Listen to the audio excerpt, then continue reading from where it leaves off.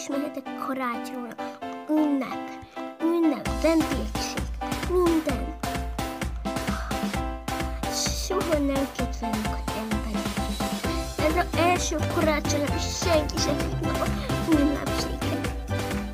De hát mindenki úgy foglalt is. Én nem tudok őket meghívni a én karácsonyi túróra. Most mit csináljak? Mindenki annyira elfoglalt.